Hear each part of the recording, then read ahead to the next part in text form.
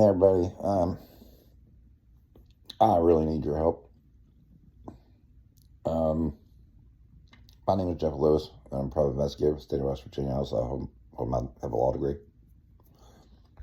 And the most infamous murders that we have in our state is a quadruple homicide back in 2005 of 4 teenagers on prom night, called the Prom Night Murders 2005. You can go on YouTube and type in Prom Murders 2005, and there's all kinds of stories about it. These 4 teenagers were all killed night after their prom. Anyways, the problem with it is this. Parents, families have been going crazy, wanting answers for years and years and years, and they always said they didn't know who did it, didn't know this, didn't know that. Well, I decided to drop all my cases as a private investigator 2 years ago, about 2.5 years ago, and go pro bono and work on that case nonstop. I didn't get any salary at all. And I promised myself I wouldn't get a salary at all again until after I solved the case. And it ended up taking me 2.5 years to solve it. Found out who the killer was, found out who the getaway driver was, found out who put the hit out on the kid and why, and the other 3 were just collateral damage because they were there. And really sad about it was I proved that they put the hit on him because they say he robbed a drug dealer, and it wasn't even the kid that robbed the drug dealer. It was a drug addict couple that actually robbed the drug dealer, and so all 4 of them got killed for nothing. But it's just a really sad case. But it got worse because when I solved the case and I came across some really disheartening, scary, deceitful, any other freaking nasty adjective you could think of to put on it, I found out that the district attorney had lied for 18 years to these families. That he knew exactly who killed their kids 3 weeks after their murders. And for some reason, still don't know why, he just lied about it. And then when I solved it, had the absolute proof that, who did it and everything else. And I took it to the prosecuting attorney who I had been friends with for about 10 years, worked with him for 3, graduated from the same law school down in Florida with him. Not only did he refuse to prosecute, he wouldn't even return my phone calls to talk to me about the case. So I released it publicly. Well, you can imagine what kind of hornet storm was set off when people found out they'd been lied to for 20 years. So that's the reason why I had to start the GoFundMe page for $2 million, because it's to cover my legal fees, because I know I'm going to be sued. It's not a question of if, it's a question of when. But I don't care about my financial situation. I'm more concerned about my ethical and moral situation, and I just cannot stand the thought of those families going on.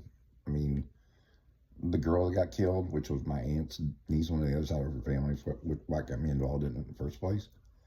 Her dad, he fought tirelessly to find out who did it for pardon anybody.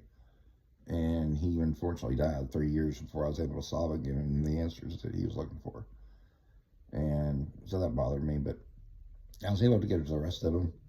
And, it was worth the 2.5 years I went unpaid doing it, because I was able to give the family the answers that they so desperately needed. And so that was worth it. But now I'm going to file a disciplinary complaint with the state bar against the prosecuting attorney at the prosecuting attorney's office. And I know they'll cover it up. Of course they'll cover it up. It was kind of funny. I typed this whole story out. It took me 5 hours to type it out because I was doing it on my phone on a Facebook post. And when I finally got it done and I got it posted, it was off my page in 10 minutes. It wasn't like in the trash. It was like gone, like it was never existed. It was wiped out in 10 minutes. And our local news station here, WSAZ, has been in conspiracy with the district attorney for this, I know, the last 2.5 years, because they knew for a fact that I solved it 2.5 years ago. And they buried the story and wouldn't let it get reported that I'd solved it. So I'm pretty sure they're the ones that pulled my page, because they do this every 5 years. They do a big breaking story on those murders, and it's due this month. The 20-year anniversary is this month. So they're doing another story on it on Thursday. They put an advertisement on there, and I put a post on the comment on their Facebook page saying it was bull, that I'd solved it 2.5 years ago. And prosecuting attorneys have known who did it for the last 18 years. They didn't do anything with it. They covered it up and lied to the families and the public and everybody else. Their Facebook page blew up. They got so many comments, and people are saying, "Are you kidding me? Y'all been lying to us about this for 20 years?" That they ended up having to take the entire thing down off their site. I mean, the advertisement for the show and everything, it was just gone. And I found that kind of comical. But after I did that, somehow, some way, I can't post anything that has anything to do with this on my Facebook. It'll just disappear. If it's about anything else, perfectly fine, no big deal. But if it has to do with this case, it just vanishes off my Facebook page. So anyways, what I need help with is this.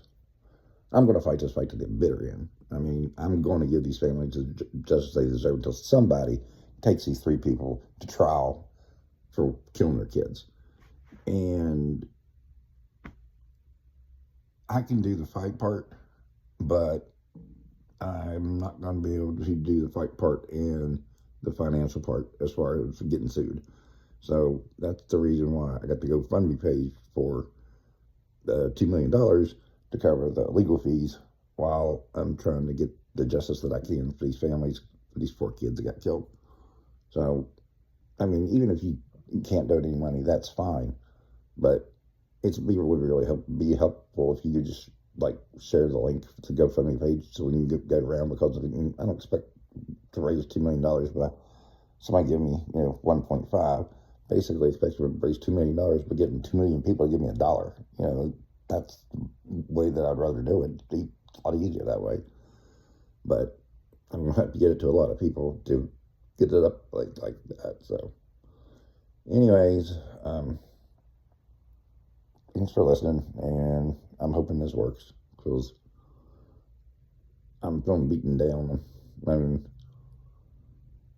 every time I'm seem to get a leg up on it, they find a way to kick me back down to the bottom again, make me start all over again, and it's just getting aggravating. And the last step that I've got a chance at is taking them to the state bar, and I don't know if they'll do what they should, because if they investigate it, it's bar them. There's not a question in my mind they'd be disbarred if they did a real investigation on it. But with the bar and going against a county prosecuting attorney's office, the chances are pretty good they're going to brush underneath the rug too. So I'm not holding out a whole lot of hope. But thanks for listening. Talk to you later. See ya.